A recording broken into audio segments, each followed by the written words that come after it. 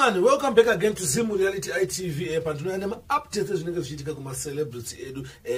Right now ndadzoka futi nenyaya mukoma levels na DJ Tamuka edangokudza ma updates ezvakuitika izvozvi kuti nyaya yafamba sei, nyaya yapa level yekuti tada kuenda ku clash man, right? Pangoda kuti pangoita chiboss chinoita se chinoisa mari clash, then clash yobvatanga toshinyatsoziva kuti ndiani mukuru between levels and DJ Tamuka, because pane time yakareba vanhu vachisaizana zvima post muchiuya nazvo muchizviona. Saka chingonyatsoziva kuti nyaya yatangira kupi yabva kupi. Wakatarisa previous videos angu andakaita ndo pakatangira nyaya yacho kusvika payari izvozvi zvasvika pamaclash. Saka chinge first time yakusvika panapo usati subscribe, please don't forget to subscribe. Zimu Reality ITV. My name is DJ Sparks Zimbabwe.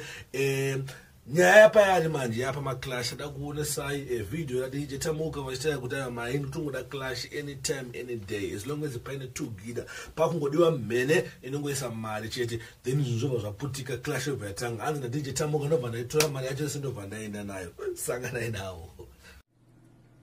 Amana guys, muri kuona maboss kana muchida kuti tiite betro nemukomana kumbari isai $2,000 and above, because me I'm not buying for anything less than 2,000. That's kutoka tijua 2,000 toba taita betro nemukomana ndo bandatora 2 grand yacho iyo rumunda sina kana cent. Right, hanzi mari yacho ndoitora yese ndobva ndaenda nayo.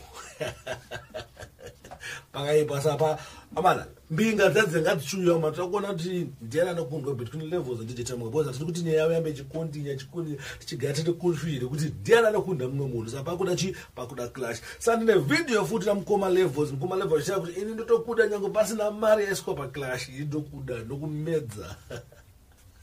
Asi ndokumedza kunge pai DJ levels awo ongwachitaurawo. Sada kwanza video ya levels ubva muona levels achitaura iye kuti ma inini zvangu ndakazvimirira sa level nyango zvakanzi hapana mari.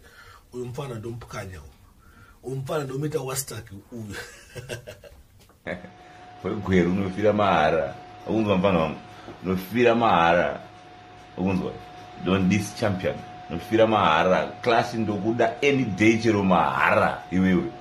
Chero mahara iwewe pedza newewe miraona pamunzwa mukoma wepa Chillspot achitaya kuti hanyanga pasina mari usasize machampions.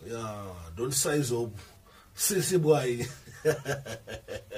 Pakaipa sandopa ndomiro vaita chi nyaya ya DJ Tamuka na ma levels ndo miro vaita zvinhu. Saka I hope anytime soon shangonzwa bagadzira rimwe zipost kana Nash TV boss mtarisi pindira nyaya dzinga dzaita sei